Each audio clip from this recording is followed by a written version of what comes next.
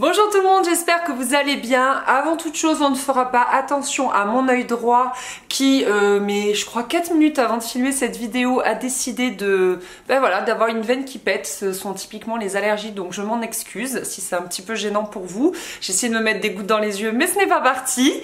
On se retrouve pour un tag, le tag Sing My Life. J'avais tellement envie de faire ce tag. En fait, je l'ai découvert par hasard, vous savez, dans les suggestions YouTube. À vrai dire, je le connaissais pas et je l'ai trouvé mais tellement fun que j'avais envie de m'essayer à l'exercice. En fait, je trouvais ça vraiment beaucoup trop cool. Donc c'est parti. Je m'appelle Anaïs, je suis née en 1987 et apparemment cette année-là, voilà le hit du moment.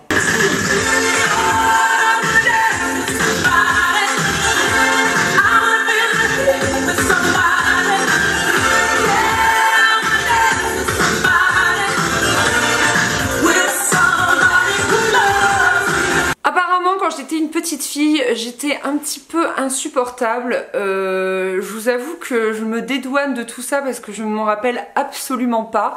Mais au dire de mon grand frère et de mes parents, j'étais vraiment ingérable dans le sens où je piquais des crises quand j'étais trop fatiguée. Je faisais des cauchemars la nuit, donc je réveillais mes parents 4 à 5 fois par nuit. Bref, c'était l'horreur. Et voilà, selon mon grand frère, une chanson qui me définit bien.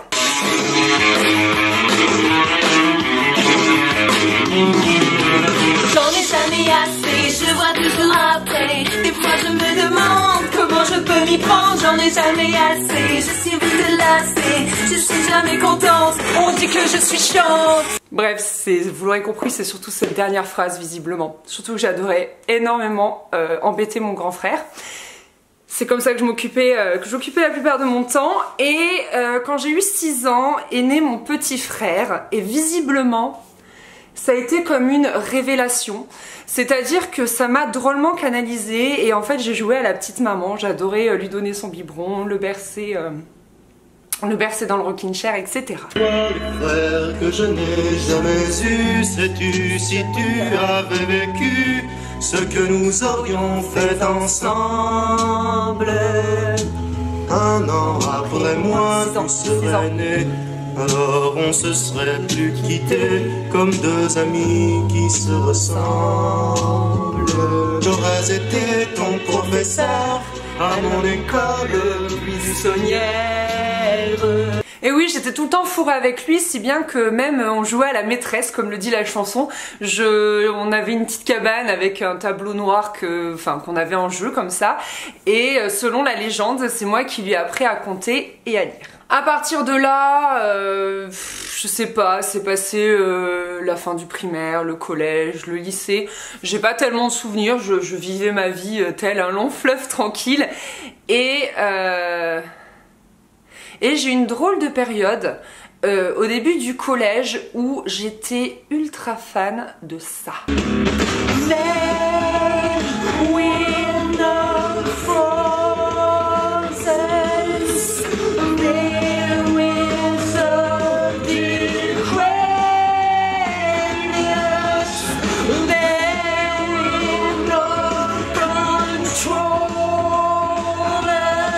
Même que je me rappelle avec ma copine Clémentine, on était genre mais trop fans de Muse, de Linkin Park, Eminem, etc.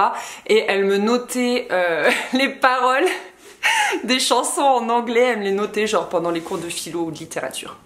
Bref, à ne pas reproduire. Ensuite, je suis allée à la fac et là, j'avais une vie de petite étudiante bien sage, bien gentille entre mon copain et mes études et je me régalais en fait, j'apprenais, je lisais des tonnes de bouquins et vraiment j'adorais ça. Et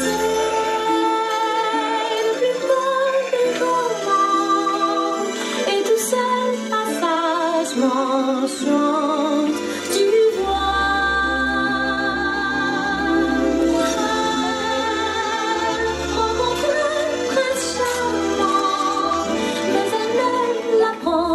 Avant le chapitre 3. Bref, vous l'aurez compris, j'ai trop kiffé mes 3 années d'études de lettres. À partir de là, j'ai passé le concours d'entrée pour l'IUFM et j'ai fait une année de prépa et là j'ai eu mon concours et donc je suis devenue instite.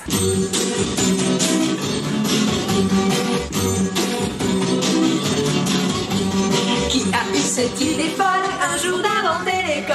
Qui a eu cette idée folle un jour d'inventer l'école? C'est ce sacré Charlemagne, sacré Charlemagne. Oui, bon, au début je voulais vous le tenir secret parce que il faut dire que enseignant, mine de rien, c'est un métier dont on se moque beaucoup, je trouve, qui est plutôt ingrat. Mais bon, ce n'est un secret pour personne, je suis donc enseignante en primaire. Donc une fois que j'ai eu mon concours, commencer le début de ma carrière, première année, deuxième année, troisième année, et en quatrième année, je suis allée avec ma classe une semaine en classe de mer et est arrivé un beau moniteur de voile qui avait du vent dans les cheveux et ça donnait un petit peu ça.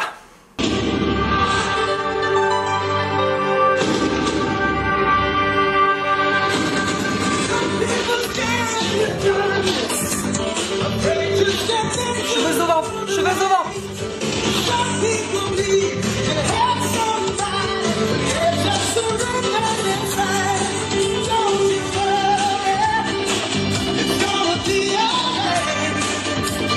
Pardon, mais juste tapez dans YouTube et regardez le clip de cette musique, c'est hilarant. Bref, au premier regard, je suis tombée folle amoureuse de Christophe, qui est mon compagnon aujourd'hui, et il a bien fallu plus d'1 an et demi pour que j'ose l'aborder et que nous finissions ensemble. Donc je vous rassure, il ne s'est rien passé pendant la colo, je suis quand même quelqu'un de correct.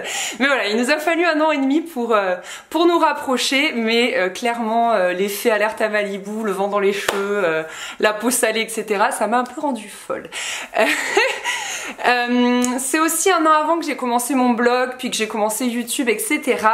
Et la suite vous la connaissez, c'est-à-dire que il y a un peu plus d'1 an, nous avons commencé à rénover notre maison et nous l'avons partagée avec vous en vidéo, le plus majoritairement, mais aussi sur Instagram, etc. Et vous avez suivi l'avancée des travaux de A à Z. J'avais un marteau, je cognerai le jour, je cognerai la nuit, j'y mettrai tout mon cœur, je bâtirai une ferme, une branche et une barrière, et j'y mettrai mon père, ma mère, mes frères et mes sœurs, ce serait le bonheur. Ouais, et d'ailleurs, depuis 6 mois qu'on y vit, je peux vous assurer que c'est vraiment le bonheur. Voilà tout le monde, cette vidéo est terminée. Écoutez, je me suis éclatée comme une petite folle. Je crois que c'était vraiment le principal dans cette vidéo et c'était tout ce que j'en attendais. Maintenant j'espère qu'elle vous plaira, qu'elle vous divertira. Je sais pas si elle est hyper intéressante, mais en tout cas personnellement je la trouve très drôle. Et puis si vous tombez sur cette vidéo par hasard et que vous ne me connaissez pas, n'hésitez pas à vous abonner à ma chaîne. Venez par ici, on se sent bien, on rigole bien. Et puis écoutez, je vous dis à très vite, je vous fais des gros bisous. Bye bye.